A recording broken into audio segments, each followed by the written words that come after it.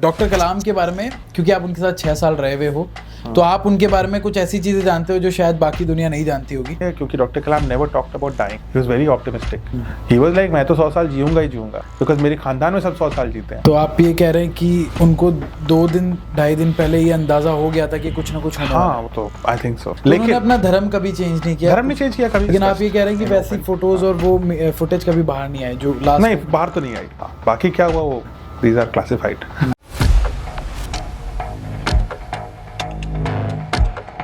Doctor कलाम जैसे बड़े president आज तक नहीं हुए। स्विट्जरलैंड जैसे देश ने, आप समझिए, जो 8th पोजीशन पे आता है साइंटिफिक रिसर्च के मामले में, उन्होंने 26 मई को जब डॉक्टर कलाम वहां पे गए, उस दिन को एज अ साइंस डे के तौर पे वहां मनाया जाता है। हमने डॉक्टर कलाम के बारे में बहुत सारी कहानियां बुक्स के थ्रू, मीडिया के थ्रू पढ़ी है, लेकिन आज हमने पॉडकास्ट में एक ऐसी शख्सियत को बुलाया है जिन्होंने उनके साथ चीजों को जिया है, जो डॉक्टर कलाम को पर्सनली जानते हैं, खुद भी एक बहुत बड़े ऑथर है, साइंटिस्ट है और बहुत सारी चीजों पे काम कर रहे हैं। आज मेरे साथ है सृजन पाल सर। सृजन सर, बहुत बहुत स्वागत है हमारे पॉडकास्ट में। Thank you. It's an honour कि आप हमारे पॉडकास्ट में आए। मैं इतना एक्साइटेड, मैंने 50 से ज़्यादा हम पॉडकास्ट कर चुके हैं, but let me tell you I am very excited for today, क्योंकि आप हमारे स्टूडियो पे आए and I have seen you lot of times in the TV जब आप डॉक्टर कलाम के साथ रहते थे, बिकॉज मैंने उनको काफ़ी फॉलो किया अपनी लाइफ में, और मुझे लगता है जहाँ पे भी जितना भी मैं पहुँच पाया हूँ उनमें डॉक्टर कलाम की टीचिंग का बहुत बड़ा हाथ है। तो मैं बहुत एक्साइटेड हूँ उनके बारे में समझने के लिए, आपकी टीचिंग जानने के लिए, बिकॉज आप भी बहुत सारा काम कर रहे हैं साइंस की फील्ड में। तो आई थिंक ये पॉडकास्ट जो है बहुत मजेदार होने वाला है। So again, once again, thank you so much for coming. Thank you for calling me here. मैं भी आपका पॉडकास्ट देखता रहा हूँ, क्लिप्स मिलती रहती है, कभी कभी रिकमेंडेशन में, एल्गोरिथम में आप काफी ऊपर हैं लग रहा है, क्योंकि काफी रिकमेंडेशंस आती हैं आपकी, and I think you have a very calm compose style and बहुत ही क्यूरियस लिसनर हैं आप, ऐसा मुझे लगता है। पॉडकास्ट करना है तो लिसनर होना पड़ेगा। सामने वाले की सुनेंगे तब अपनी बात बता पाएंगे, दैट्स द इम्पोर्टेंट। तो शुरुआत करते हैं सर। सबसे पहले मतलब मैं जानना चाहता हूँ 2015 IIM शिलोंग के बारे में, जब डॉक्टर कलाम का लास्ट लेक्चर था, उस दिन क्या हुआ था, क्या उन्होंने कहा था और वो दिन कैसा था, उसके बारे में बताना चाहेंगे, क्योंकि हमने तो सिर्फ मीडिया में देखा ही था। उसके बाद हम आगे की बात करेंगे कि आप मिले कैसे, बट वो एक इंसिडेंट मेरे दिमाग में हमेशा रहता है कि उस दिन अचानक क्या हो गया था, क्या रहा था, उसके बारे में आप कुछ बताना चाहेंगे। 27 जुलाई 2015 जिस दिन doctor Kalam left his physical form, right, उस दिन की हम चर्चा अगर करें तो बहुत ही नॉर्मल सा दिन था, लेकिन मैं आपको 2-3 दिन और पहले ले जाता हूँ उसके, क्योंकि कॉन्टेक्स्ट है उसमें। 24 तारीख की रात, 24 जुलाई की रात करीब 11 बजे I was sitting with him in the office रात में, और ये अनकॉमन नहीं था डॉक्टर कलाम के लिए। 83 वर्ष की आयु में भी 11 बजे ऑफिस में रहना कोई अनकॉमन बात नहीं थी। उस समय प्रोफेसर बाल्की थे, एक इंडियन इंस्टीट्यूट ऑफ साइंसेज में बहुत ही सीनियर फैकल्टी मेंबर और कलाम साहब के दोस्त, वो रिटायर हो रहे थे। सो उनके जो स्टूडेंट्स थे वो एक मैसेज रिकॉर्ड करना चाहते थे, लाइक अ फेयरवेल मैसेज। तो हमने एक मैसेज रिकॉर्ड किया, अपने फोन पे ही रिकॉर्ड किया, इतना कोई ऐसा स्टूडियो एलैबोरेट नहीं था हमारे पास, तो और फोन भी बहुत साधारण होते थे उस समय। 2015 में मैंने फोन पे रिकॉर्ड किया उनकी पूरी वॉइस, और उसके बाद मैं इसको अपलोड करने लगा जी।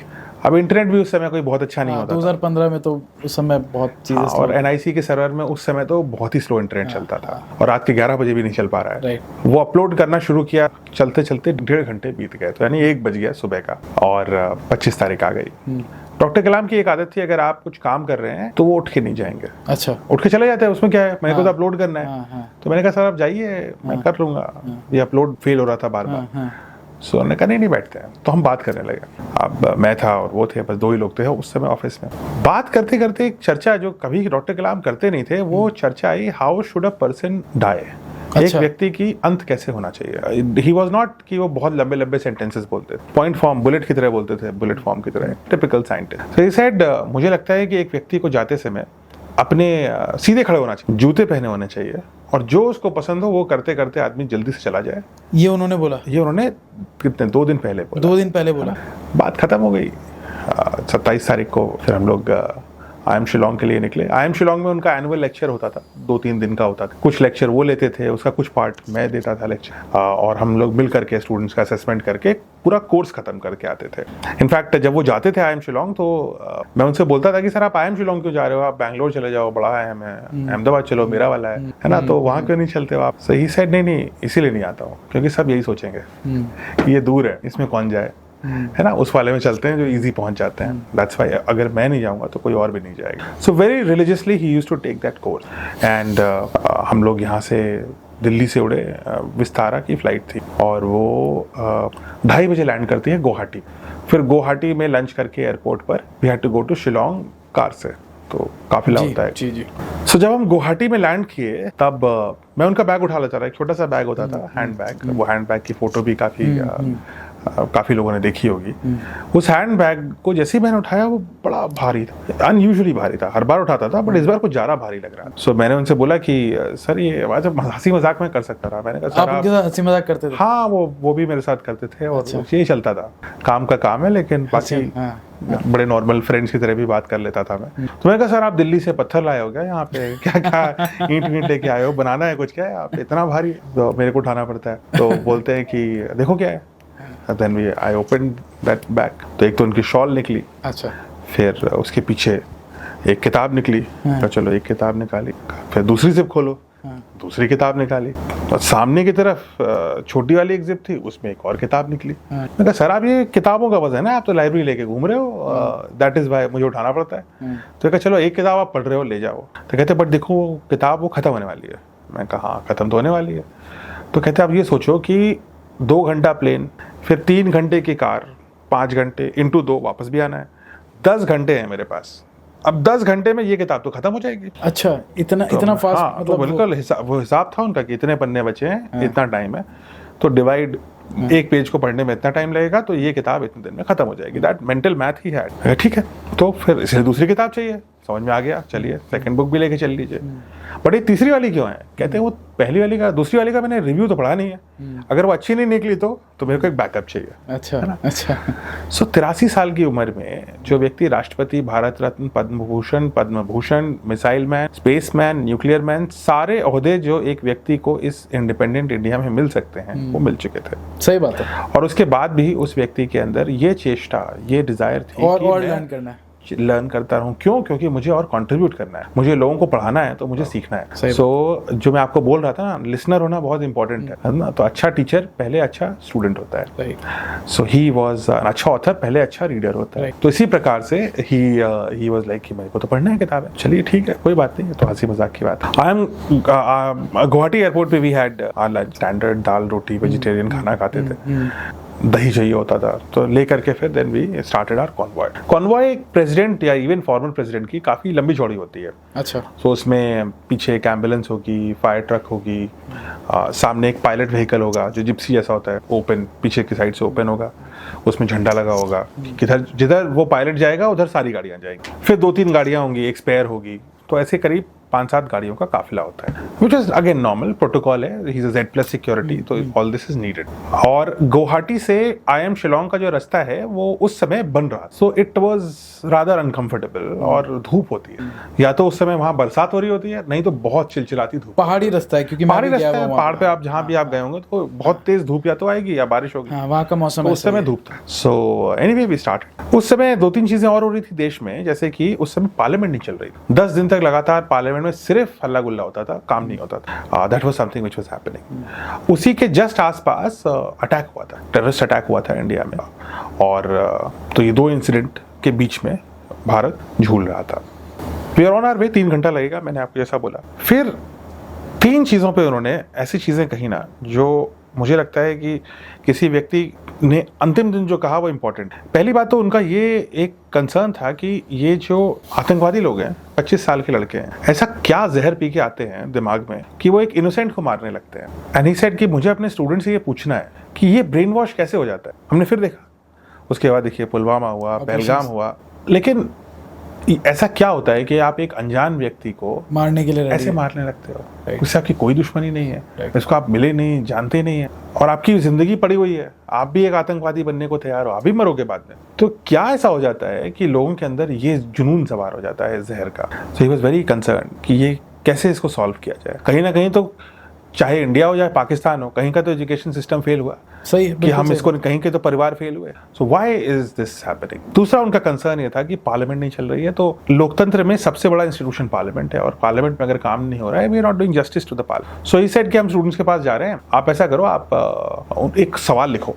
हम स्टूडेंट को असाइनमेंट देते हैं, अभी भेज दो कि ये असाइनमेंट है, इसको आप SMS कर दो या जैसे भी हो फोन पे बता दो। और तो उन्होंने सवाल लिखा, this is happening and I want the students to prepare a 5-minute presentation on how should we break deadlocks in parliament, ताकि पार्लियामेंट में कोई डेडलॉक कभी ना आए, और अगर आ जाए तो उसका रेजोल्यूशन क्या होगा। ऐसे तो नहीं 10 दिन चलता रहेगा, ये कुछ हो ही नहीं रहा है। सो देन वो मैंने लिखा और मैंने लैपटॉप बंद कर दिया। फिर उन्होंने बोला कि अच्छा तो बंद क्यों कर दिया आपने लैपटॉप? तो मैं कहा सर सवाल तो लिख दिया, आप दे देंगे उनको? तो कहते नहीं, बट हमने एक सवाल पूछा है, उस सवाल के जवाब के बारे में हमने सोचा नहीं। कई बार ऐसा होता है ना कि हम लोगों को कहते हैं कि तुम ये सॉल्व करो, तुम ये सॉल्व करो, तुम ये करके कर दो, लेकिन हम ये नहीं सोचते कि क्या हमने भी सोचा इस बारे में। सो हिज पॉइंट वाज कि एज अ टीचर, और आप उसको एज अ बॉस ले सकते हैं, अगर आप किसी को कोई डिफिकल्ट असाइनमेंट दे रहे हैं तो जरूरी नहीं है कि आपके पास सोल्यूशन हो, लेकिन कम से कम आपने एक ईमानदारी से सोचा तो हो उसके ऊपर। सो अगले आधे घंटे तक लैपटॉप खोल करके हम अपने आइडियाज लिख रहे थे कि हमें क्या लगता है। हिज पॉइंट वाज मैं भी एक प्रेजेंटेशन दूंगा, मतलब doctor Kalam himself will also be just like a student and he will also talk about some idea rather than just saying कि भाई तुम आइडिया दो मैं तो सुनूंगा। So participation of authority is important in a decision making, तभी democracy है। So that's the second thing I want people to learn from his last day। अभी ये सब चलते चलते आगे, अब आप पोजीशन समझना जरूरी है। आगे पायलट है जो जिप्सी है, जिसमें झंडा लगा है, जो पीछे से खुली है। उसके बाद ये बुलेट प्रूफ कार है जिसमें हम लोग बैठे हैं। बुलेट प्रूफ कार बहुत ही अनकंफर्टेबल व्हीकल होता है, उसमें खिड़कियां भी नहीं खुलती, खिड़की खुलती नहीं है, जरूरत से ज़्यादा भारी होता है, इंजन को मॉडिफाई करना पड़ता है तो आवाज़ करता है, फिर उसकी वाइब्रेशंस आती हैं, ऐसा लगता है आप टैंक में बैठे हैं।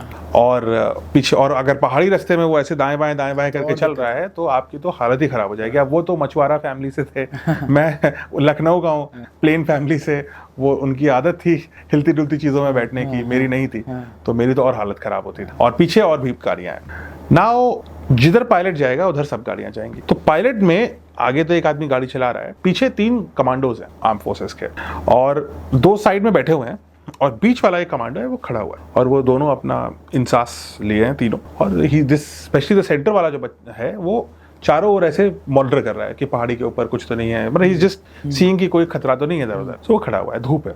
बात करते करते अब हमारी गाड़ी में कैसे बैठे हैं, इसके पीछे हमारी गाड़ी है, इधर ड्राइवर है, ड्राइवर के बगल में PSO which is a personal security officer, जो VIPs के पीछे एक चश्मा काला लगा करके एक व्यक्ति खड़ा होता है, वो व्यक्ति वो है। और उसके पीछे डॉक्टर कलाम बैठे हैं, ड्राइवर के पीछे मैं बैठा हूँ। अब हमें शीशे से दिख रहा है सामने क्या हो रहा है। तो कहते हैं ये जो सामने बीच में खड़ा हुआ है, 2 बैठे हुए हैं, तीसरा खड़ा क्यों है? सो मैं कहा मैं तीनों को खड़ा कर देता हूँ, मतलब यही कर सकते हैं कि फोन कर देता हूँ कि तीनों भाई खड़े रहो, बैठे क्यों? तो कहते नहीं बट ये खड़ा है, इसकी प्रॉब्लम है ना, इसको जो है बैठने को बोलो, ask him to sit down.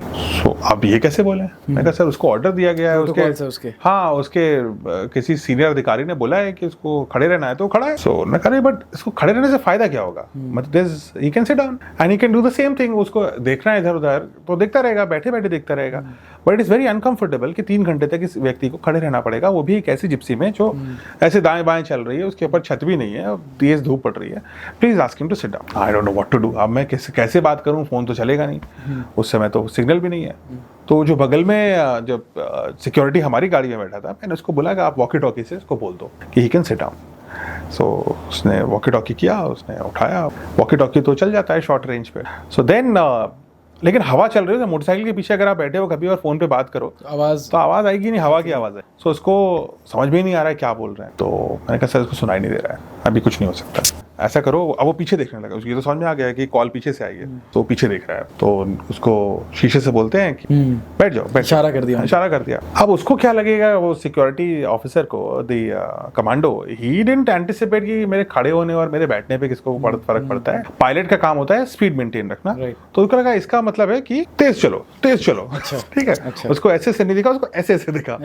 तो कहा साहब बोल रहा है फास्ट चलो, फास्ट। पायलट भागने लगा, अभी और दिक्कत हो रही है, अब और तेज चलने लगी गाड़ी। मैंने कहा सर तो ये तो अभी भी नहीं बैठा, ये गलत समझ रहा है। तो उन्होंने कहा नहीं अभी समझा नहीं है, तो अभी भी वो ऐसे कर रहे हैं। तो उसको लगा कि ये बोल रहे थे धीमे चलो, साहब को तबीयत खराब हो रहा है, धीमे चलो।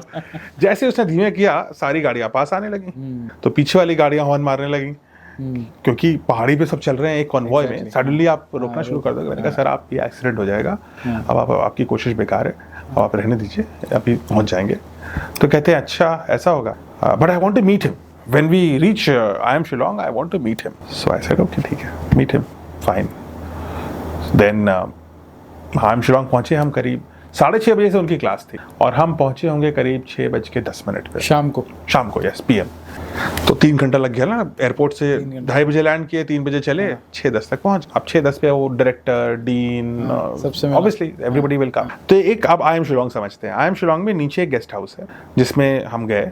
वहाँ पे सब गाड़ी वाड़ियाँ लगाने की जगह है, बहुत बड़ा कॉन्वॉय है, बहुत सारे सोल्जर्स हैं, और उसके ऊपर थोड़ी सी चढ़ाई है, करीब 5 मिनट की पहाड़ी सा एरिया है। पहाड़ी चढ़ा करके देयर इज अ हॉल जहाँ पर बच्चों को असेंबल किया गया है, करीब 250 बच्चे हैं, and they are suppose to come for that lecture. So उनका वो फर्स्ट लेक्चर कॉमन टाइप का होता था, फिर ग्रुप्स में प्रेजेंटेशन होती थी, फिर मैं कुछ लेक्चर लेता था, इस तरह से 2 दिन चलता था। 6:10 PM and he gets into the guest house. हमने उनको पहले ही बोल रखा था कि सर नीड्स दिस चाय लेते थे, और मारी गोल्ड का बिस्कुट होता है ना, गोल वाला, तो 2 चाहिए, वो 2 बिस्किट और 1 चाय चाहिए शुगर फ्री के साथ। देन ठीक है, तो तैयार था, that person was ready with the T. अभी टी सर वो ऐसे खड़ा ही हुआ है, वो कहते हैं वो कहाँ है, where is that fellow, where is that guy, which guy, भैया आप क्या हो गया?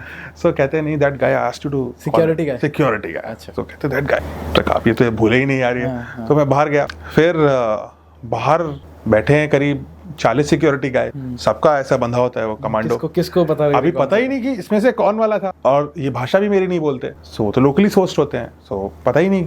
फिर किसी एक को पकड़ा, ये वाला था, वो वाला करते करते अब वो जो सिक्योरिटी गाय जिसको हम ढूंढ रहे थे, उसको लगा किसी को भेज दिया मेरे को पकड़ने के लिए। वो कहता है sir I made mistake. What mistake? So you tell me my mistake, मैं करेक्ट कर लूंगा, मेरे को आप बता तो दो, मैं जाऊं, पता तो हो मुझे मैं क्या बोलने वाला हूँ, मेरे को डांट पड़ेगी। उसको लगा डांट पड़ी, अब तो कुछ तो मैंने ऐसा कांड किया है जिसकी वजह से मुझे डांट पड़ेगी। So then he came and salute, smart guy, 6 feet tall, commando है।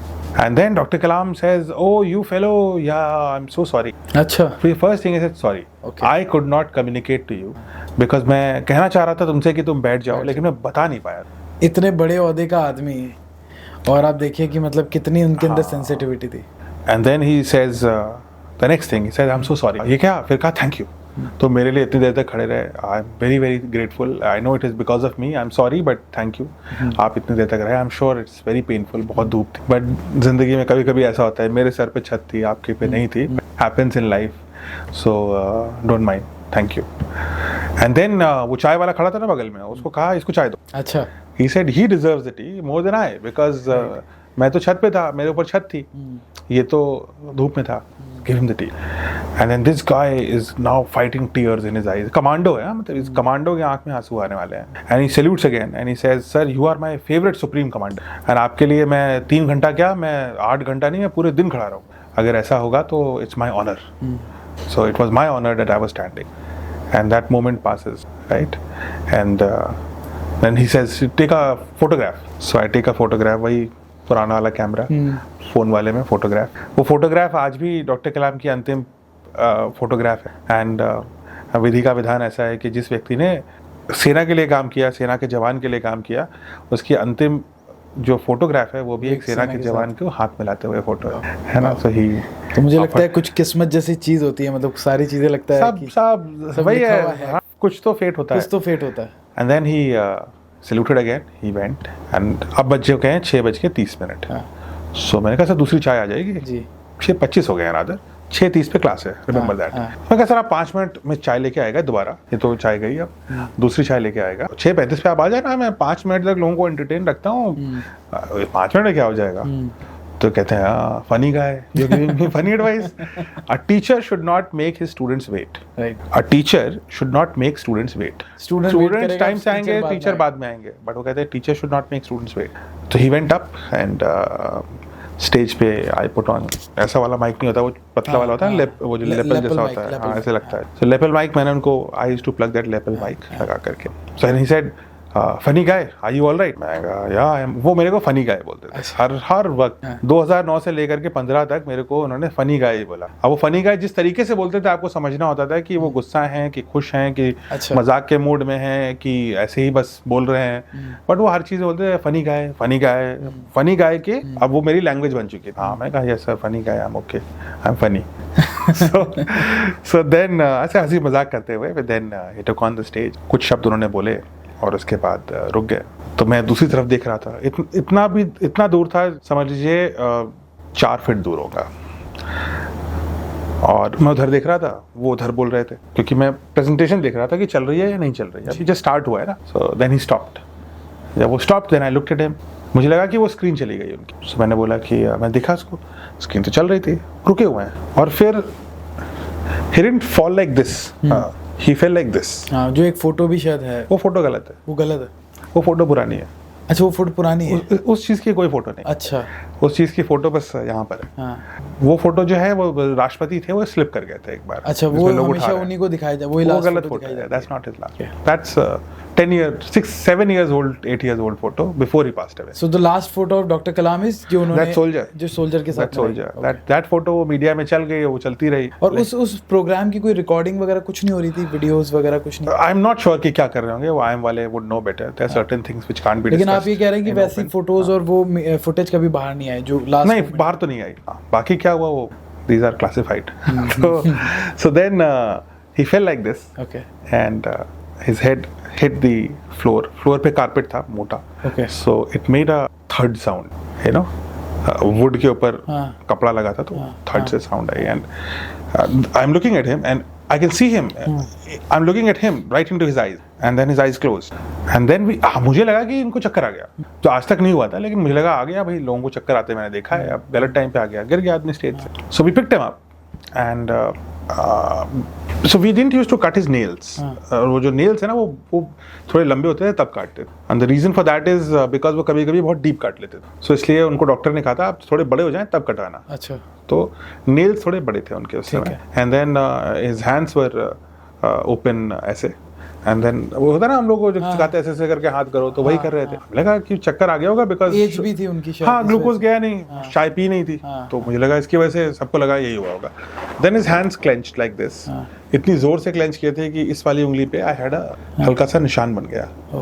And then he closed his eyes and straight, and then this doctor from IIM Shillong, he comes, जो उनका वार्डन डॉक्टर होगा, रेजिडेंट डॉक्टर होता है, students होते हैं। He came and he said, let's take him to the hospital। He said, there's no need, there's no point anymore। So he recognized that it was a massive cardiac arrest and he had left। We anyways took him and we took him to the Bethany hospital immediately।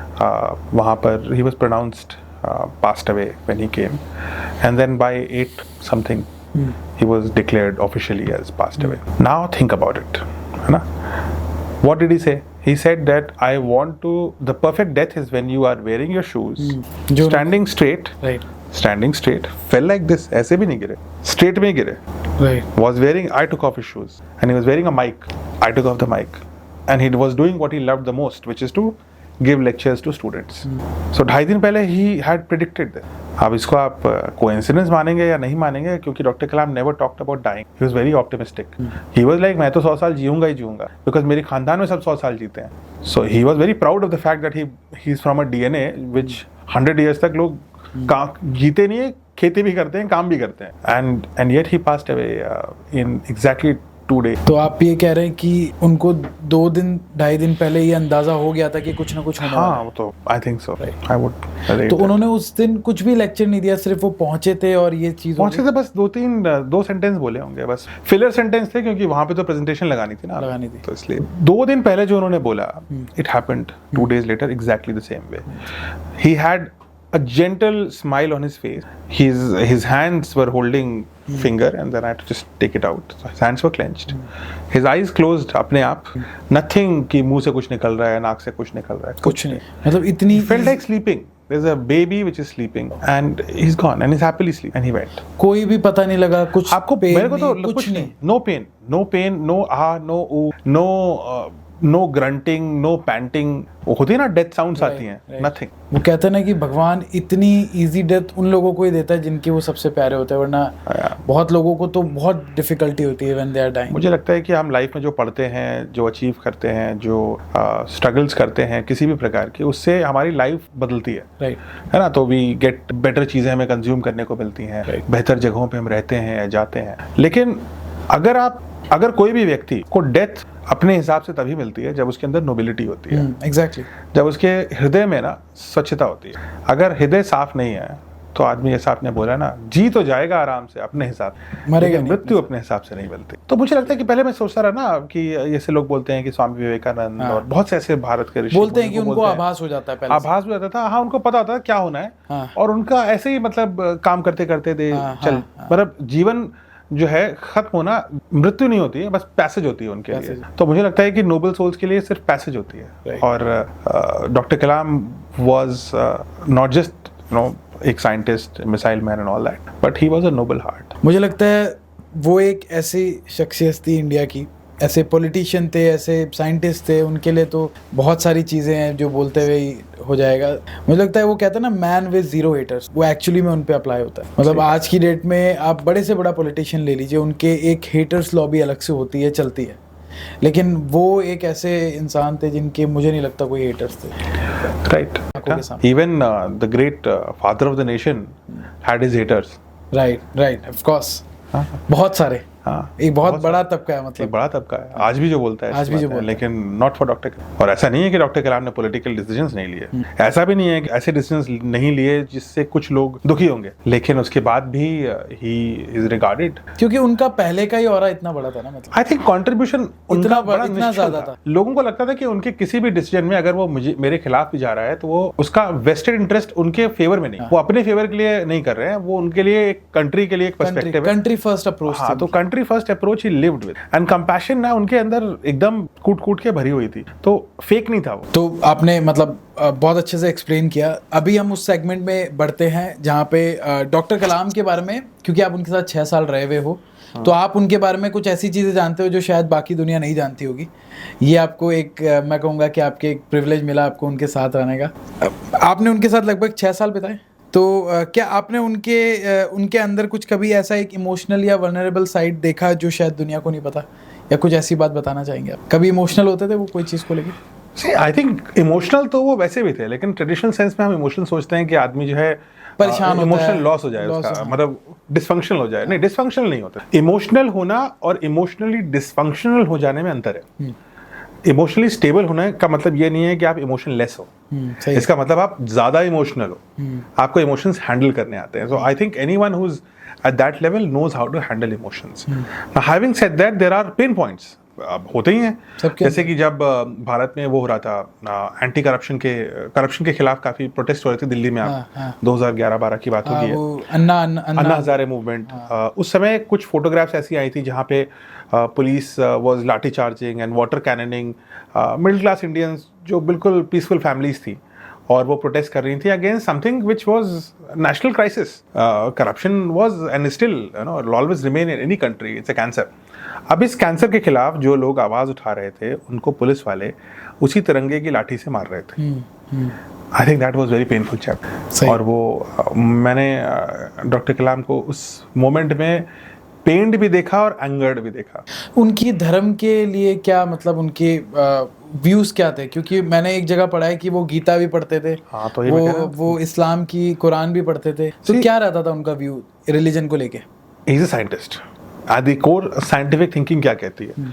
Scientific thinking ये कहती है कि आप multiple sources से information लीजिए, सीख लीजिए, और जो आपको जहां अच्छी लगे उसको मानिए। हाँ। तो अपना विवेक भी रखिए, विजडम भी रखिए, और बी ओपन टू एवरीथिंग। सो आप चैनल मत बंद कर दो ना अपना, कि ब्लॉक ही कर दिया, अब मैं मुस्लिम हूं तो मैं हिंदू का नहीं पढ़ सकता, मैं हिंदू हूं तो मैं क्रिश्चियन का नहीं देख सकता। ऐसा थोड़ी ना, आप इंसान हो, आपको विजडम दी गई है, इतना सारा न्यूरॉन्स आपके ब्रेन में है, और आप पढ़ सकते हो कुछ भी, कौन रोक रहा है आपको? और भारत में हो आप, भाई कुछ देश ऐसे हैं जहाँ पे आप दूसरे धर्म की किताब या मंदिर नहीं खोल सकते, या किताब नहीं पढ़ सकते। भारत आपको लिबर्टी देता है। So of course he was born as a Muslim, सबको पता, and of course he chose in life, he was not imposed. जब उनके पास पैसे नहीं थे और वो हॉस्टल गए, तो पैसे तो थे नहीं, तो अब क्या करें? तो 3 तरह के मेस थी, non veg mess, South Indian mess और regular veg mess. South Indian veg was South Indian vegetarian, non vegetarian and regular vegetarian. So उन्होंने कहा साउथ इंडियन वेजिटेरियन सबसे सस्ती थी, तो मैं वेजिटेरियन बन गया। तो मैंने कहा not because of any religion, no religion. तो मैंने कहा ठीक है आप बन गए। फिर जब पैसे मिल गए तो आप नॉन वेजिटेरियन वापस बन जाते। क्या नहीं, मेरे को अच्छे लग गया वो, तो मैं चेंज हो गया। सो मेरे घर पे लोग बकरीद मना रहे हैं, लेकिन मुझे नहीं अच्छा लगा। मुझे लगा कि ये अच्छा है, वेजिटेरियन अच्छा है, वेजिटेरियन बन गया मैं। अब उनको किसी ने कहीं गीता से एक्सपोज हो गया, कहीं पढ़ा होगा, अच्छी किताब, अच्छी बात लगी एक बार, तो किताब लेके पढ़ लेते हैं। पढ़ लेके अच्छी लग गई तो उसको रख लिया हमेशा के लिए।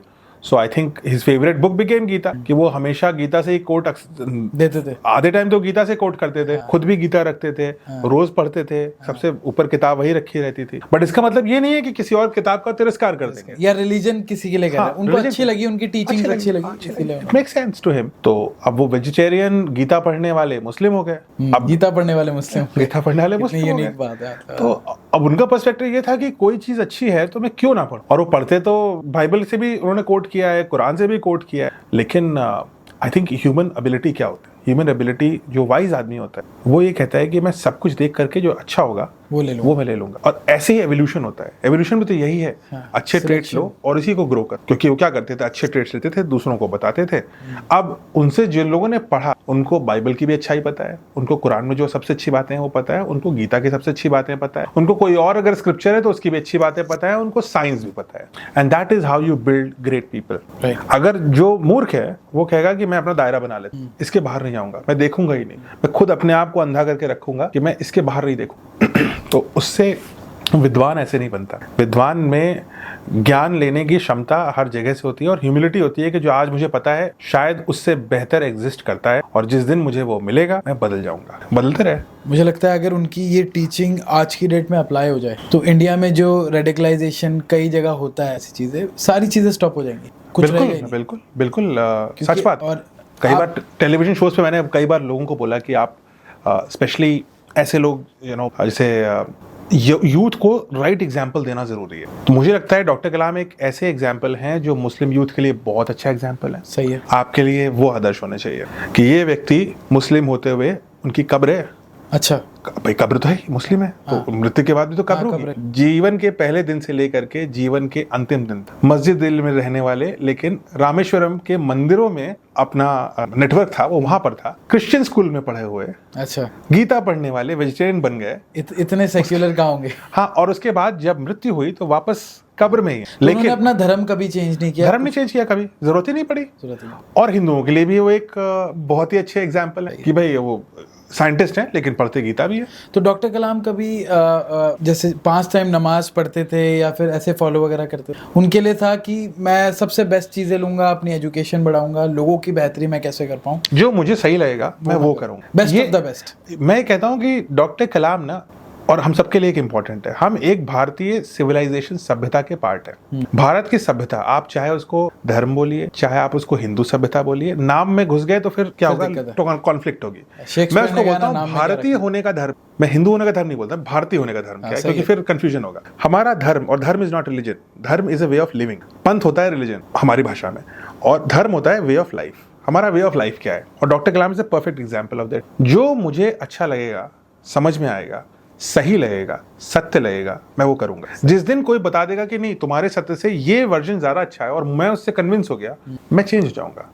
धर्म भारत का यही है। I do not hurt anyone but I am free to make my choices. इस देश के अंदर आप किसी भी गांव में जाएंगे आपको कुल देवी मिलेंगे, कुल देवता मिलेंगे। बिल्कुल, राजस्थान में तो बहुत है, बिल्कुल, सब भरा पड़ा है पूरा, है ना। हाँ। क्या कुल देवता, किसी का कुल देवता किसी से बेहतर होता है? नहीं होता है, नहीं होता है। मैं आपके कुल मंदिर जाऊंगा, आपके गांव में कुल देवता होगा, मैं हाथ जोड़ूंगा, वैसे ही जोड़ूंगा जैसे मैं भगवान शिव के आगे जोड़ूंगा या श्री राम के आगे जोड़ूंगा, बराबर है सब। सो यू कैन, किस सिविलाइजेशन में you can make your own god, in this you can. So इसलिए अगर ये कहते हैं कि नहीं डॉक्टर कलाम नमाज नहीं करते 5 टाइम्स, तो उनको लगा कि ठीक, इसके बिना भी चल जाएगा। इसका मतलब ये नहीं कि जो करता है वो छोटा है या बड़ा है। हाँ, मेरे को सही लग रहा है, मेरे लिए ये सही है, किसी और के लिए कुछ और सही होगा। I respect you, you respect. उतनी एक्सेप्टेंस होनी चाहिए धर्म में, यही हमारा धर्म है। और इसी वजह से ये सभ्यता कम से कम 7000 साल से जीवित इसलिए है क्योंकि इस सभ्यता में हम ये कहते हैं तुम अपना देखो, मैं अपना देखता हूँ, I will respect you, you respect my, conflict हम नहीं करेंगे। राइट।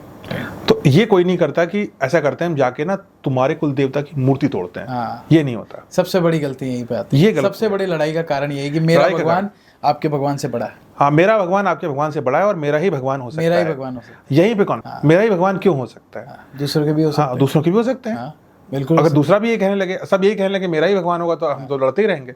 और आज की लड़ाई दुनिया में जो झगड़े हम देख रहे हैं सब इसी चीज, इजराइल से लेकर इसी पॉइंट की है। मेरा भगवान अच्छा है बट मेरा ही भगवान अच्छा है, वहां ये गलत। तो ये दिक्कत है। राइट। ये फिर अहंकार में आ गया। ये तो लोगों को थोड़ा सा समझना चाहिए कि समय के साथ बदलना चाहिए। समय के साथ बदलना चाहिए। समय के साथ बदलिए। डॉक्टर कलाम कितने मंदिरों के उद्घाटन में गए, मैं उनके पीछे से गया। पैसे नहीं रखते थे, नॉर्मली नहीं रखते थे, मैं निकाल के देता था। अच्छा। सर दान पात्र में डाल दीजिए। ही रिस्पेक्टेड दैट का कि भाई मैं जा रहा हूँ, I should it is my sort of respect for the almighty. और कितने मंदिरों में तो ऐसा ना, मंदिर जो लोग बुला रहे थे उनको कोई हुआ कि अरे ये तो मुसलमान है, ना जो मुसलमान थे जो जा रहे थे उनको लगा अरे ये तो हिंदू मंदिर है।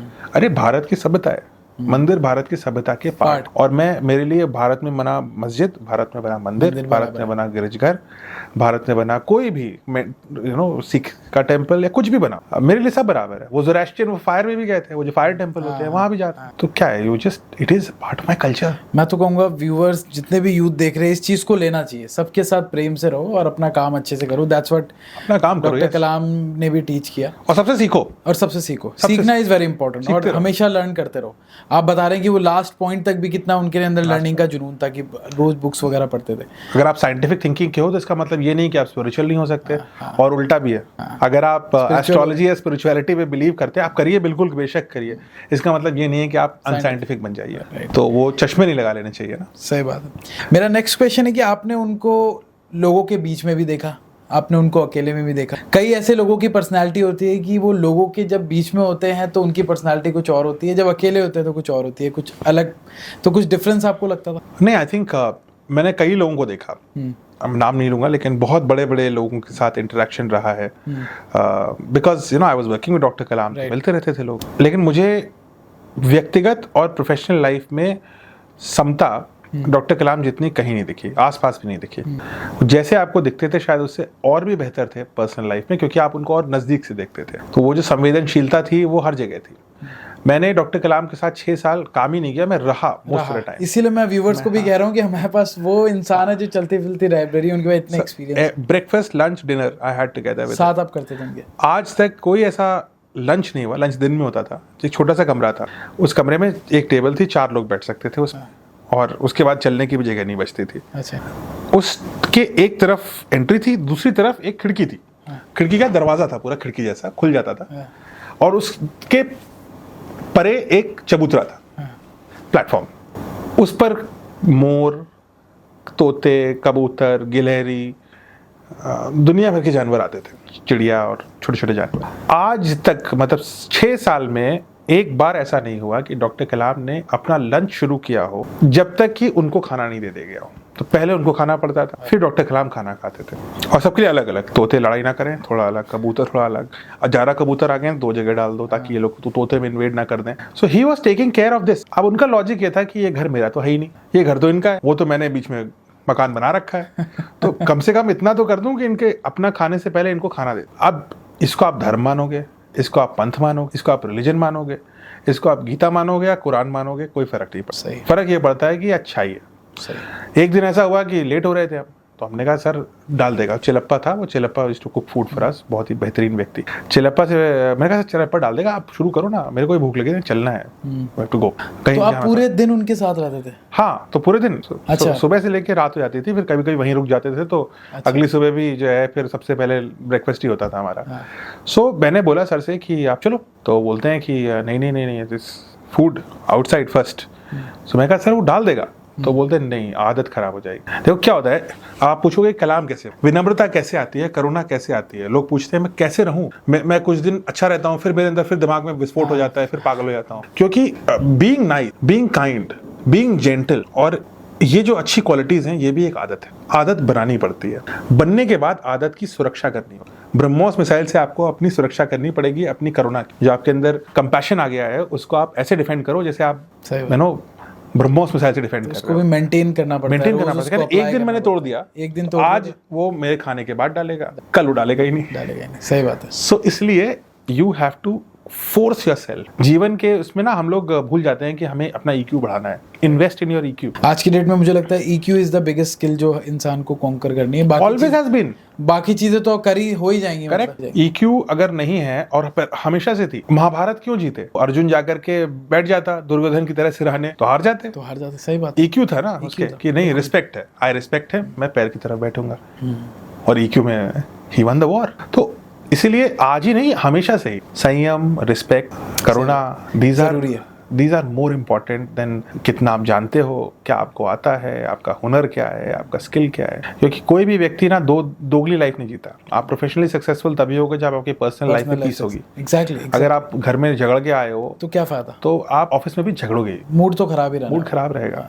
तो इसलिए, और ऑफिस में भी अगर आप अच्छे रिलेशन रखोगे, मे बी आप 90% टैलेंटेड हो, 80% हो, लेकिन लोग आपकी मदद करने को तैयार रहेंगे क्योंकि आप लोगों के लिए थे। So that is what it is. And एक किताब का शीर्षक है व्हाट कैन आई गिव, वो मैंने डॉक्टर कलाम के ऊपर लिखी थी, और इसीलिए उस कलाम के ऊपर वो लिखी हुई किताब जिसमें 40 अलग अलग स्टोरीज हैं, उसका शीर्षक देने में मुझे बड़ी समस्या हो रही थी। मुझे लगा क्या लिखूं मैं, स्माइल लिखूं, मिसाइल लिखूं, पावर लिखूं, नॉलेज लिखूं, नॉलेज मेक्स यू ग्रेट लिखूं, बट महान बनना तो ठीक है, लेकिन फिर मुझे लगा कि एक लेसन जो सबसे इंपॉर्टेंट है डॉक्टर कलाम, मैं क्या दे सकता हूँ। बाकी सारे लेसन असाइड अच्छे हैं, लेकिन ये शाइनिंग है। मैं व्यूअर्स को भी कहूंगा ये बुक जरूर पढ़ें अगर आप और डिटेल में जानना चाहते हैं। हाँ, ऐसी कहानी आपको जाननी है तो। अच्छा, मेरे एक हमने पोल किया था जिसमें उनकी लाइफस्टाइल कैसे रहती थी। आई नो टाइम का कांस्टेंट है, क्विकली अगर आप बता सके मॉर्निंग टू इवनिंग क्या करते थे, जब वो बुक्स पढ़ते थे या बाकी उनके क्या इंटरेस्ट। तो टिपिकली क्या होता था, जितने बजे उनको उठना होता था वो मिसाइल की तरह काम करते, तो वो कहते थे that is T is equal to 0।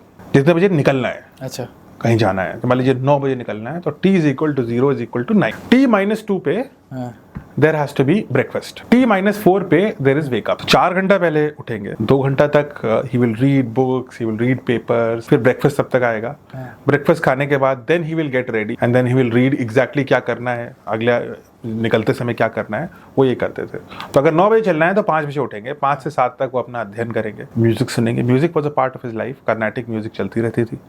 That Sood him. हम लोग it's a good lesson for anyone, but ये नहीं कि आप वो हैवी बैंड सुनना शुरू कर दो। सॉफ्ट इंडियन म्यूजिक सुनो, आपका इंडियन DNA है, आपके सेल्स उसी पे वाइब्रेट करेंगे। So he used to listen to Carnatic music, instrumental, and then अपना पढ़ते थे। 7 बजे breakfast, then he'll get ready। आखिरी के आधा घंटा फिर वो पेपर पढ़ के जो लास्ट बोलना है या देखना है वो करेगा, और 9 बजे चल दिया।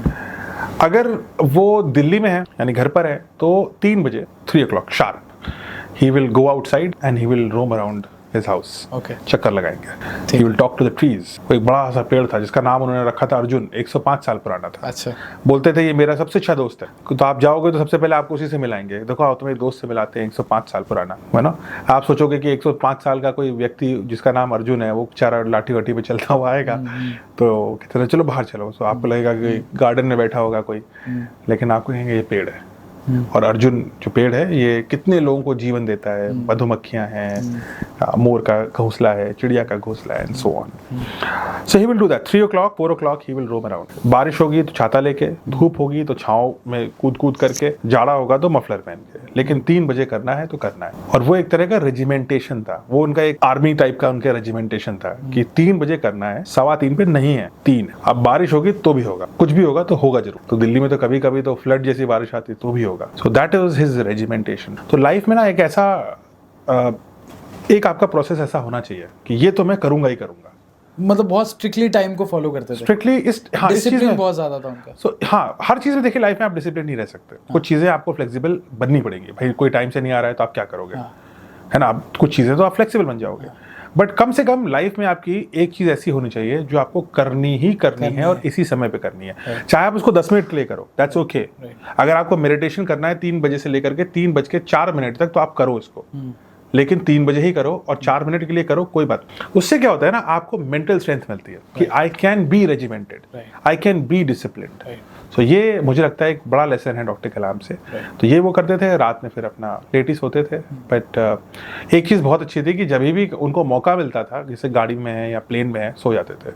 अच्छा। उनको सोने में इतना टाइम लगता था, और एकदम से उठ के ऐसे बोलने लगेंगे कि आपको लगेगा कि ये तो क्या, मतलब सो तो रहे ही नहीं। कितने घंटे सोते थे वो रात में? अगर दिन में ऐसे वो 1-2 घंटे की नींद उड़ा लेते थे, कहीं ना कहीं से, और रात में उनको 4-5 घंटा सोना बहुत था। फिर तो ऐसा नहीं है कि कलाम को 3 घंटा ही सोना है, कई जगह लिखा रहता है कि वो तो 2 घंटा 3 घंटा सोते थे, वो मतलब जरूरत पड़ती थी तो कर लेते थे, वो भी कर लेते, लेकिन इसका मतलब ये नहीं था कि 2 ही घंटा वो सोते थे। डिपेंड की जहाँ जैसा उनका शेड्यूल रहा है। ये थोड़ी मिथ्याएं होती हैं ह्यूमन बायोलॉजी के ऊपर। जैसे आईएम के बारे में भी मिथ्या है कि सब 2 घंटा सोते हैं, 3 घंटा सोते ही नहीं है। ये सब लोमहर्षक बातें हैं। मतलब these are not, we are humans, we need to sleep and we should sleep, and but we should sleep well and peacefully. Sound sleep होनी चाहिए, साउंड स्लीप होनी चाहिए जिससे आपको रेस्ट मिले। तो अगर आप दिन में 1-2 घंटा ऐसे कर लेते हैं, जैसे प्लेन में है तो वो तो 2 घंटा प्लेन में ही सो लेते थे, आना जाना 2 घंटा यही हो गया, तो आप रात में कम सो गए। लेकिन ये था उनका कि अगर 9 बजे जाना है और 5 बजे उठना है तो उठना है। उस दिन अगर वो 1 बजे सोए हैं तो भी 5 ही बजे उठना, डजंट मैटर, क्योंकि वो रेजिमेंटेशन इंपॉर्टेंट। आई थिंक वो एक बहुत विजनरी इंसान थे और वो उनके काम से भी दिखता था, सिर्फ बोलने की बात नहीं है। और आई एम श्योर कि आपके जो 6 साल रहे होंगे वो आपकी एक ऑल टुगेदर अलग ही IIMs के अलावा लर्निंग रही होंगी, जो मुझे नहीं लगता कोई IIM दे सकता है उस तरीके की। तो आप उनके विजन को कैसे आगे बढ़ा रहे हैं? अभी आपका क्या एम है, क्या विजन है इंडिया के लिए? आप क्या कर रहे हैं? आई नो आप बहुत सारी चीज़ें कर रहे हैं, आप एक ऑथर है, आपका क्या विजन है इंडिया के लिए? देखिए, मैं उस पर जाऊँ उससे पहले आपको ये बताना चाहता हूँ कि डॉक्टर कलाम अभी भी बहुत ही रिलेवेंट व्यक्ति हैं। हाँ बिल्कुल है, बिल्कुल है। ना सिर्फ एक साइकोलॉजिकल मोटिवेशन के रूप में, बल्कि ऑपरेशनल इंडिया के रूप में। अगर आप रिसेंट क्राइसिस देखिए, जो कॉन्फ्लिक्ट हुआ ऑपरेशन सिंदूर, उसमें किन चीज़ों का नाम लिया जाता है? आकाश मिसाइल, बिल्कुल, made by Kalam. BrahMos missile, made by Kalam. Ground version से लेकर के एयर वर्जन तक made by Kalam. Sukhoi 30 MKI, जहाँ से ब्रह्मोस लॉन्च हो सकती। सुखोई 30 रूस से लेकर के उसको इंडिजनाइज करना, मेड बाय कलाम। तेजस की हमने यहाँ यूज नहीं की, बट बात कई बार करी कि इसको भी हम यूज कर सकते हैं। अर्जुन मेन बैटल टैंक जो हमारे बॉर्डर्स पे खड़ा था कि अगर जरूरत पड़ी तो हम लैंड इन्वेजन भी कर सकते हैं, मेड इंटायरली बाय कलाम। सो इतनी सारी चीजें, Pinaka missile made by Kalam. Still तो मुझे लगता है आज भी सारी चीजें तो हम वही अभी भी आप मेड बाय कलाम भी है ना, तो और रहेंगे। अच्छी बात है, ये हमारे लिए प्राइड की बात कि हमने दक्षिण भारत के एक छोटे से गाँव से एक ऐसे व्यक्ति को निकाला, इसी शिक्षा पद्धति से निकाला जो भारत के राष्ट्रपति तक बना, और उस बीच इतनी सारी चीजें दी उन्होंने, इतनी सारी चीजें दी जिनका इस्तेमाल हम आज तक कर रहे हैं। जरूरत पड़ती तो हम अग्नि मिसाइल का इस्तेमाल करते हैं, वो भी मेड बाय कलाम होता है। भारत का परमाणु शक्ति जो पाकिस्तान परमाणु हमें दिखाता है, चाइनीज कॉपीड वर्जन दिखाता है, हमारा तो अपना वर्जन है, खुद का बनाया हुआ। हाइड्रोजन बॉम्ब जो पाकिस्तान के पास है ही नहीं, फिशन बॉम्ब दोनों के पास है, यूरेनियम। हाइड्रोजन बॉम्ब जो उससे 50 से 100 गुना ज्यादा पावरफुल होता है, वो हमारे पास है, थर्मोन्यूक्लियर बॉम्ब जिसको बोलते हैं। अच्छा, मेड बाय कलाम। अच्छा, जिसका जवाब पाकिस्तान के पास आज भी नहीं है और कभी होगा भी नहीं। सो कलाम इन अ सिचुएशन, आप देखो एक कलाम जो 10 साल पहले गुजर गए, वो आज भी भारत को सुरक्षित रखते हैं, है ना। कई बार हम इस बात को भूल जाते हैं। ये सारी की सारी टेक्नोलॉजी, मतलब सब कलाम, है ना। आज की डेट में 10 साल बाद भी जो इंसान इतना रेलेवेंट है, मुझे लगता है कि आने वाले समय में भी कोई टक्कर नहीं आएगी। आप इवन जो बन रहा है हमारा एमका, एडवांस मीडियम कॉम्बैट एयरक्राफ्ट, जो भारत का स्टेल्थ फाइटर होगा, उसमें जो उसका प्रोजेक्ट की शुरुआत डॉक्टर कलाम ने करी, बट जो उसमें इंजन लगने वाले हैं, जो भारतीय jet engine Kaveri, made by Kalam. अच्छा, वो भी उन्हीं का प्रोजेक्ट था, 1990s में उन्होंने शुरू। सो यू सी, इतनी सारी चीजें एक ही व्यक्ति हमें दे के चला गया। तो इसलिए that is why doctor Kalam will remain to be relevant in this country's history. और इसीलिए आप बोल रहे थे ना, आजाद शत्रु ही नहीं है कोई उनका, बेशत्रु ही नहीं है, सही बात है। इसीलिए जो है he is that way. Now coming to what we do, doctor Kalam और मैंने 2011 में एक संस्था शुरू करी थी कलाम सेंटर के नाम से। जब डॉक्टर कलाम जीवित थे तो उस स्वयं में एक संस्था थे, लेकिन उनकी गुजर जाने के बाद वी सेड कि उनका जो इमॉर्टल इंस्पिरेशन है उसको हम कैसे कुछ एक्शनेबल चीजों में कन्वर्ट करते रहें, उन मिशंस को जो हो नहीं पाए या अधूरे रह गए। उनमें से एक था, सबसे पहले हमने किया कलाम लाइब्रेरी। सो भारत में 495 लाइब्रेरीज हमने एस्टैब्लिश करी जो कम्प्लीटली फ्री हैं, गाँव में हैं, छोटे छोटे स्कूल्स में हैं, उन जगहों पे हैं जिनको बाल सुधार गृह कहते हैं, चिल्ड्रन ऑब्जर्वेटरी वहाँ पर हैं। तो इन सब जगहों पे we set up this library. दूसरा काम डॉक्टर कलाम का था गवर्नेंस के ऊपर, तो हमने इनोवेशन, गवर्नेंस को कैसे इनोवेटिव रखें, इसके ऊपर we do a lot of work अलग अलग स्टेट एंड सेंट्रल गवर्नमेंट्स के साथ। फिर एक मुझे लगता है जो उनका सबसे बड़ा ये सपना था कि शिक्षा को हम कैसे रेलेवेंट, फ्यूचरिस्टिक और अफोर्डेबल रखें और हाई क्लास रखें। इसके ऊपर हमने कई एक्सपेरिमेंट्स किए और उसमें से एक है होमी लैब, जो डॉक्टर कलाम के गुरु जहांगीर भाभा होमी के नाम पर है। तो होमी लैब बच्चों को from ages of class 5 onwards to MSc, M pharma और M.Tech के बच्चों तक फ्यूचरिस्टिक एजुकेशन पढ़ाता है। तो we are the world's only and the first curriculum design to deliver a subject जिसका नाम है भविष्य। जैसे इतिहास होता है, भूगोल होता है, इंग्लिश हिंदी होता है, वैसे ही भविष्य। क्या और it's a subject of imagination. भविष्य में क्या होगा? आज से 5-10 साल में हाइड्रोजन की गाड़ियां चलेंगी, 10-15 साल में गाड़ियों में ड्राइवर नहीं होंगे, 2040 तक भारत, 2035 तक इनफैक्ट भारत का अपना अंतरिक्ष स्टेशन होगा, 2040 तक भारतीय लोग भारतीय टेक्नोलॉजी और भारतीय झंडे के साथ मून पे रहना शुरू कर देंगे। ये हमारा टारगेट है बाय द वे। 2045 से 50 के बीच में इलॉन मस्क का टारगेट कि हम मंगल ग्रह पे अपना सभ्यता बना देंगे, यानी 50 तक भारतीय भी पहुंच जाएंगे वहां पर। तब तक तो भारत दूसरी दशा और दिशा में पहुंच चुका होगा। 2060 तक हम माइनिंग शुरू कर देंगे स्पेस में, अलग अलग जगह। 70 आते आते हम सौर मंडल के एज तक इंसान को पहुंचाने की क्षमता रखेंगे। 2100 तक हम हर व्यक्ति को 500 से 1000 साल का जीवन दे पाएंगे, जो अभी 70-80 साल 500 से 1000 साल का जीवन। आई थिंक मृत्यु के ऊपर, फिजिकल फॉर्म में डेथ के ऊपर अगले 100 साल में वी विल कैप्चर।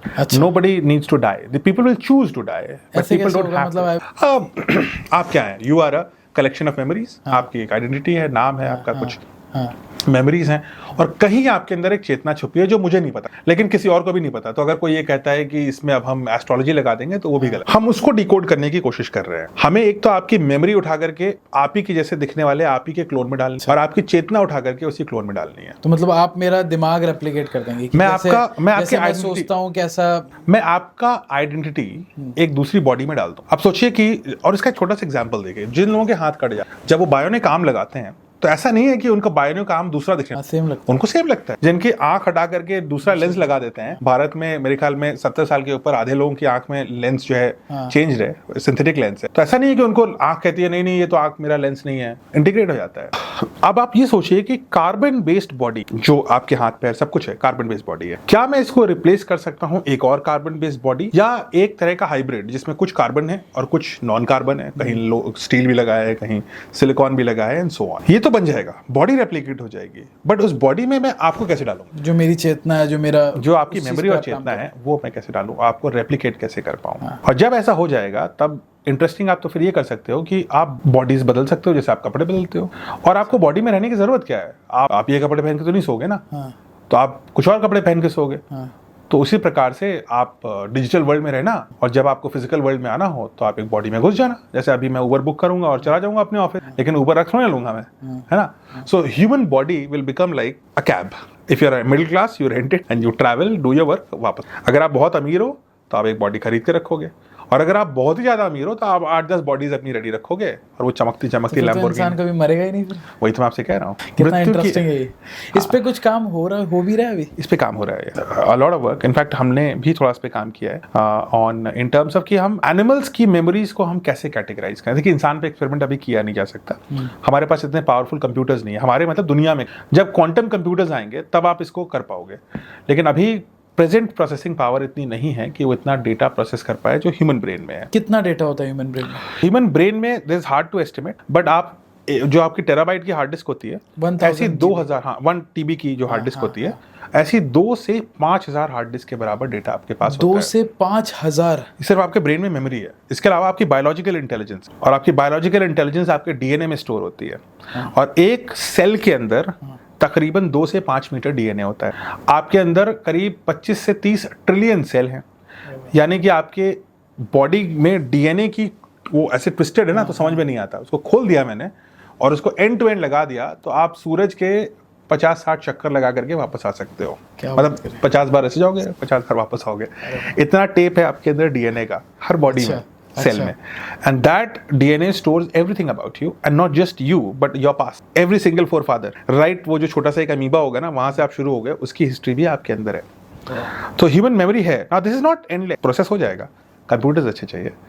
और कहीं ना कहीं हमें ये ढूंढना पड़ेगा कि ह्यूमन मेमोरी और ह्यूमन कॉन्शियसनेस में अंतर क्या है।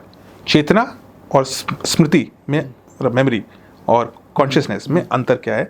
अगर ये एक है, विच इज अनलाइकली, लेकिन अगर एक नहीं है तो ये कहाँ है, ये तो पता है कहाँ है, ये कहाँ है। सो कॉन्शियसनेस क्या हमें डिसीजन लेने में मदद करता है? मेमोरीज हमारे पास है, मेमोरीज हम रोज क्रिएट करते हैं, तो what is consciousness to make decisions उसके लिए, या फिर एक हमारा इंट्यूशन होता है, वो आपका कॉन्शियस है। There is a difference between consciousness and conscious. अंतरात्मा और चेतना में अंतर है। अंतरात्मा कहती है ये मत करो, गलत है, हो सकता है एक ही हो, वी डोंट नो। लेकिन अगर हम डिक्शनरी डेफिनेशन देखें तो चेतना, आपके अंदर सेल्स हैं, एक एक सेल को पता है कि ये वाली सेल मेरी ही है दोस्त है, इसको पता है कि मेरी लिवर की सेल एक जैसी है और इन दोनों का आपस में काम करना है। ये काम कर रही है, वेस्ट मटेरियल निकाल रही है, कुछ काम कर रही है। इस वेस्ट मटेरियल को क्लीन करने के लिए किडनी की सेल है, वो क्लीन कर रही है। कुछ खाने की सेल है, कुछ अलग अलग चीजों के लिए अलग अलग cell. Now the thing is, how do all these cells know that मेरे को काम करते रहे, और ये सेल मेरी दोस्त है, ये नहीं है, ये मेरे जैसी है, ये मेरे जैसी नहीं है।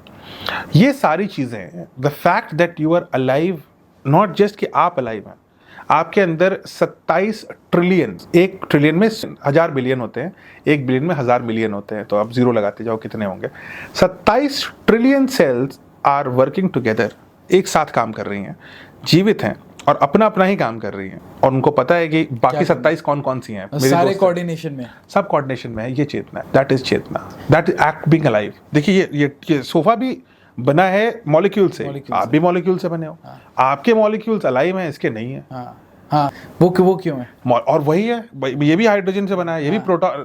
फंडामेंटली इसमें प्रोटॉन, इलेक्ट्रॉन, न्यूट्रॉन है, सब कुछ। फंडामेंटली आप में भी प्रोटॉन, न्यूट्रॉन, इलेक्ट्रॉन है, बट आप जीवित हो, ये नहीं है। और अभी मैं जीवित हूं, लेकिन ऐसा नहीं है मैं हमेशा जीवित रहूंगा, कोई नहीं रहेगा। कुछ दिन में हम सोफा बन जाएंगे। तो वो चीज क्या निकल जाती है कि हम चली भी आती है। और क्या वो चीज मैं सोफे में डाल दूं, क्या सोफा मेरे जैसा बन जाएगा? क्या सोफा भी सोचने लगेगा, अरे यार मरते नहीं है यार, कुछ खाना है मुझे। So we don't know. मतलब बहुत इंटरेस्टिंग चीजों पे काम हो रहा है, बहुत इंटरेस्टिंग चीजों पे काम। मैं आपकी we have a course on immortality. बिल्कुल, इमोर्टैलिटी पे भी टीच कि आप कैसे क्वेस्ट करेंगे उसको। मैं बिल्कुल आपकी होमी लैब में कभी आना चाहूंगा, आप मुझे बुलाइए। आप आइए, ग्रीन पार्क में है, और मैं देखना चाहूंगा कैसी चीजें होती है। हम रिसेंटली एक सीरीज भी शुरू कर रहे हैं जहाँ पे हम बाहर शूट करते हैं, तो चलो, मैं तो आपको बुलाया था पहले भी। ठीक है। इसके अलावा आपके लिए, आपको क्या लगता है इंडिया के लिए उनका क्या विजन था, और आपको क्या लगता है कि आपके हिसाब से इंडिया को आने वाले समय में क्या काम करना चाहिए? मुझे लगता है कि इंडिया को अपनी स्ट्रेंथ्स को आइडेंटिफाई करने की आवश्यकता है, और ये कांस्टेंट नीड रहेगी। थैंकफुली हम कुछ उस डायरेक्शन में जा रहे हैं, लेकिन कुछ हम कभी कभी नहीं भी जाते। भारत की स्ट्रेंथ ये है कि इंडिया एक एंशिएंट सिविलाइजेशन है जो इमोशनली बहुत इंटेलिजेंट है, बहुत एकोमोडेटिव है, डाइवर्स है, मल्टीकल्चरल है, जिसमें मैंने आपको बताया कि यही एक कल्चर है जहाँ पर, एटलीस्ट सर्वाइविंग कल्चर में यही एक कल्चर है जहाँ पे आप ना सिर्फ मल्टीपल गॉड्स रख सकते हैं, बल्कि आप नए गॉड्स बना भी सकते हैं। अगर आप हमारे धर्म में हैं तो आप कई गॉड्स को मानिए, आप अपने भगवान को मानिए, एक को मानिए, किसी को मत मानिए, निरंकारी को मानिए, आस्तिक बन जाइए, नास्तिक बन जाइए, लेकिन आप हमारे कल्चर में वेलकम है। हम इसलिए सर्वाइव करते हैं क्योंकि हम एकोमोडेटिव हैं। ये इंपॉर्टेंट है। करंट कॉन्टेक्स्ट में हमारी स्ट्रेंथ ये है कि हमारे पास एक बहुत ही टैलेंटेड यूथ फोर्स जो एक बहुत ही अच्छे वैल्यू सिस्टम से निकली है compare to the rest of the world. हम मेहनती लोग हैं, हम उनकी तरह 5 दिन काम करो 2 दिन आराम करो वाले कल्चर के लोग नहीं है। नहीं है, सही है। हम ऐसे लोग हैं जो 7 दिन नहीं 8 दिन काम करते हैं, 7 दिन में भर देते हैं वो 60 काम, तो 7 दिन में हम 8 दिन का काम करने को तैयार है, और ये हमारी कल्चरल स्ट्रेंथ है। इसमें कोई शर्म की बात नहीं। और वेस्टर्न आइडियोलॉजी में जहाँ पे आपको 6:30 बजे ऑफिस से निकल करके फिर 3 घंटे आपको इतनी बियर पीनी पड़ती है कि ऑफिस का गम भूल जाओ, वो हमारे सोसाइटी में नहीं है। सही है, सही। We are a different society, we are family oriented, we are innovative, we know how to handle chaos. Bharat में एक शादी देख लीजिए, कोई भी अंग्रेज बेहोश हो जाएगा। सही बात। कि मतलब लास्ट मिनट में क्या क्या हम कर ले जाते हैं बिना पैनिक। तो और हर शादी में ये होता है भारत में, बिल्कुल। Nobody handles panic the way we do. आप गोरों को ये बात बोलोगे वो हैरान हो जाएंगे, इतने सारे काम। आप किसी रेस्टोरेंट में जाओ गोरों के यहाँ और उसको बोल दो कि खाने में कस्टमाइजेशन कर दो, तो वो कहता है मैं नहीं कर पाऊंगा। उससे कभी हटा दो तो कहता है मैं हटा भी नहीं पाऊंगा। वो एसओपीज पे चलते हैं, रूल्स फार्मूला पे चलते हैं। We not SOP, we define standards and we redefine standards. तो ये इन चीजों पे हमें कैपिटलाइज करना जरूरी है। साथ ही साथ भारत को गुलाम बनाने की चेष्टा और संघर्ष में, और सक्सेसफुली किया 250-300 साल तो किया ही अंग्रेजों ने, और उसके पहले इवन कुछ हद तक मुगलों ने। एक हद तक मुगल ठीक थे, लेकिन एक पॉइंट पे आकर के वो भी अजीब से टॉक्सिक बन गए। हमें ये सिखाया गया कि हमारा कल्चर खराब है, हमें ये सिखाया गया कि हम बेवकूफ़ हैं, अंग्रेज ज्यादा या उधर वेस्टर्न। हाँ, फिबोनाची सीरीज से लेकर के Newton's of law of gravity से लेकर के atomic theory, zero, calculus, astrology, astronomy जो अब बन गई है, स्पेस साइंसेज, ये सारी चीजें कहीं ना कहीं रूप में भारत में भी थी।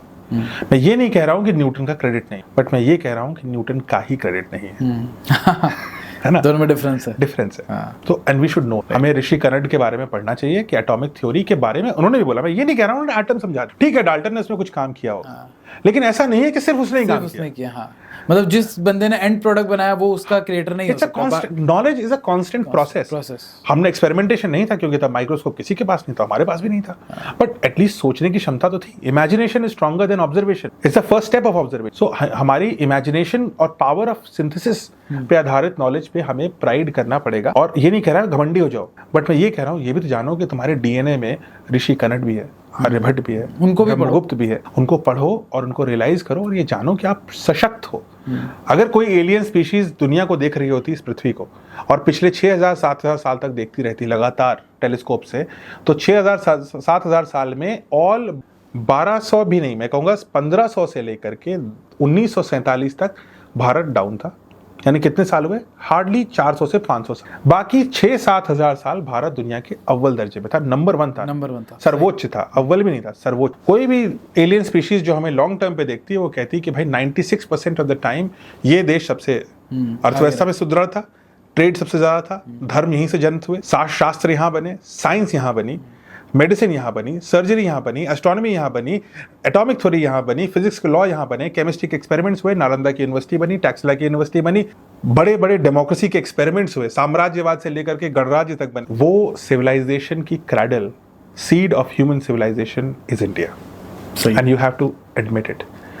बट यही है कि हमें सिखाया जाता है कि नहीं नहीं तुम नहीं हो, तुम तो कुछ भी नहीं हो, तुम्हारा खराब है, बाकी लोग अच्छे। हाँ, ये प्रॉब्लम है। तो तुम्हारा क्योंकि अगर जिस दिन आप मानने लगोगे कि आप खराब नहीं हो, उस दिन आपकी आधी समस्या तो हल हो गई। तो और आपको अपनी स्ट्रेंथ पे बैक करना है, आपको अमेरिका नहीं बनना है। अमेरिका हमारे जैसा बनना चाहता है, वो कह रहा है योग कर लो भाई, योग का स्टूडियो खोल लो, ये कर लो वो कर लो, आयुर्वेद के पीछे भाग रहा है। हम चाहते हैं अमेरिकन बनना, अमेरिकन जैसे क्यों नहीं है, हम चाइनीज जैसे क्यों नहीं? अरे नहीं हो, तुम दिखते नहीं हो चाइनीज जैसे, खाते नहीं हो चाइनीज जैसा, पहनते नहीं हो चाइनीज जैसा, तुम चाइनीज हो ही नहीं, तुम इंडियन हो। And it's good to be an Indian, it's good to be Chinese, but it's also good to be an Indian. और आप उस पर गर्व करो और उस पर कैपिटलाइज करो। अगर मछली कहे कि नहीं वो परिंदा बनना है, तो फिर क्या होगा? फिर ना मछली उड़ पाएगी ना तैर पाएगी। तो हमें अपनी स्ट्रेंथ पे काम करना है और Correct. इस विजन के साथ आप आगे चल रहे हैं। एंड मुझे बहुत मज़ा आया। ये हमारा one of the longest podcast में से एक रहा है जहाँ पे, और मुझे लगता है कि टाइम कंस्ट्रेंट ना होता तो आगे 2-2.5 घंटा 3 घंटा हम और निकाल देते, but will set some other time. Thank you so much sir, आप आए, बहुत मज़ा आया, बहुत नई चीज़ें मुझे जानने को मिली, व्यूवर्स को जानने को मिली। तो आज हमारे साथ पॉडकास्ट में थे सृजन पाल सर। आप इनके होमी लैब, अगर कोई जुड़ना चाहता है कैसे जुड़ सकता है आपके साथ, या कोई एडमिशन कराना चाहता है कैसे करा सकता है, आना चाहता है? They can go to our website. They can also write to us. My email is srijanpalsingh@gmail.com, पूरा नाम @gmail.com। ठीक है। आप जुड़िए, हम बताएंगे कैसे जुड़ सकते हैं। अभी तो हम ज़्यादातर इंस्टीट्यूशन से जुड़ते हैं, but happy to be a part of your learning curve in any way. Thank you so much, sir. आप आए, it's a pleasure. Thank you. It was a wonderful time I had with you. You are a very intelligent listener and a very good contributor. और आप इस विनम्रता के साथ विद्वान बनने की क्षमता को आप और सिंचित करिए, करते रहिए, और आपके वेंचर, आपकी टीम, आपके सपने और बढ़ते रहें। Thank you so much. Thank you, धन्यवाद।